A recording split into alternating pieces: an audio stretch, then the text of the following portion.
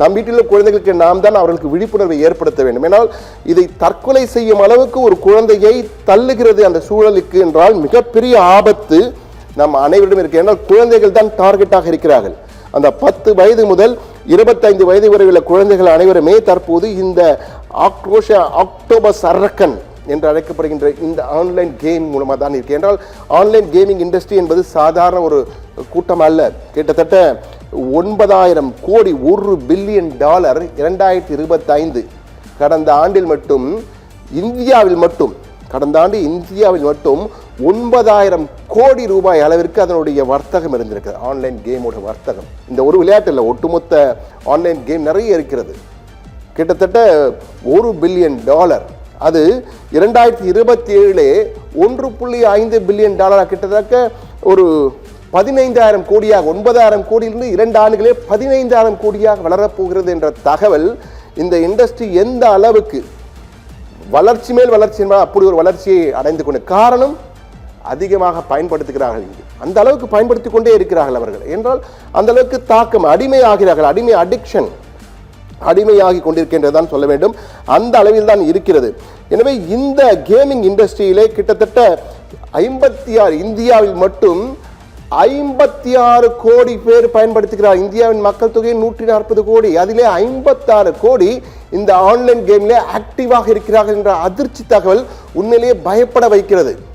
இதில் நம்மில் ஒருவர் கூட இருக்கலாம். 56 கோடி பேர் இந்த ஆன்லைன் கேம் விளையாடுகிறார்கள் என்பது உண்மையிலேயே அதிர்ச்சி தரக்கூடியதாக இருக்கிறது. அது மட்டுமல்ல, இந்த துறையிலிருந்து 2,50,000 வேலை வாய்ப்புகள் கொடுக்கிறார்கள். இது போன்று பல தகவல்கள் ஒரு பக்கம் பாசிட்டிவான தகவல் இருந்தாலும் இதனுடைய பாதிப்பு சில கேம்களால் ஏற்படுகின்ற பாதிப்பு என்பது மிக மிக மோசமாக இருக்கிறது. எனவேதான் இந்த கேம் அனைத்துமே 2 வகையாகத்தான் இருக்கிறது. உங்களை எப்படி பிடிக்கிறார்கள்? இப்பொழுது குழந்தைகளுக்கு நிறைய லோன்லினஸ் இருக்கிறது, தனிமை.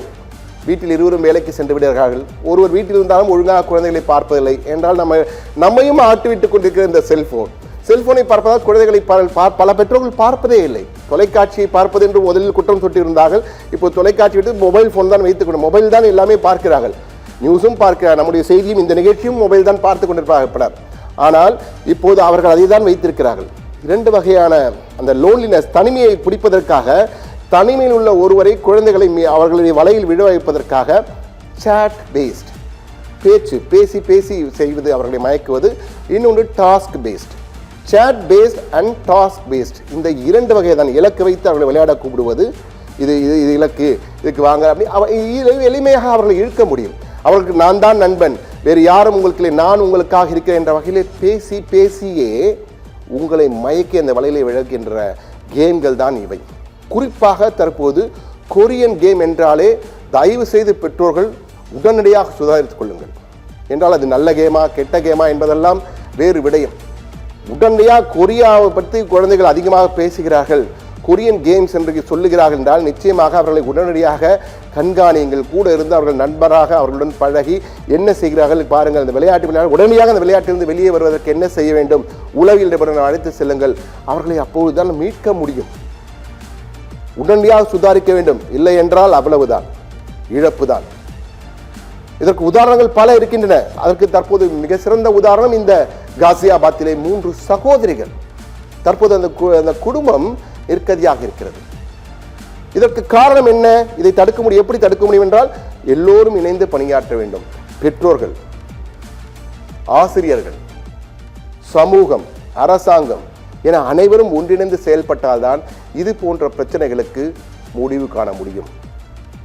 தற்போது இந்தியாவை இந்த ஜெனரேஷன் ஆல்பா, ஜெனரேஷன் ஜி இந்த 2 தலைமுறைகளை குறிவைத்து இந்த ஆன்லைன் கேம் என்ற சில விஷமமான ஆன்லைன் கேம் வைரஸ்கள் தாக்கிக் கொண்டிருக்கின்றன. அவர்களை காப்பாற்ற வேண்டும் என்றால் நாம் அனைவரும் ஒன்றிணைந்து செயல்பட வேண்டும். அப்போதுதான் காப்பாற்ற முடியும். இல்லை என்றால் கொரோனா வைரஸ்க்கு எப்படி பலியாகினோமோ நம்மில் பலர், அது போன்ற ஒரு நிலை நிச்சயமாக ஏற்படும். இப்போது யோசிக்காமல் நாம் தவற விட்டுவிட்டு கவனம் இல்லாமல் இருந்து விட்டு பிறகு அடித்துக் கொள்வதே பிரச்சனை இல்லை. உடனடியாக களமிறங்க வேண்டும்.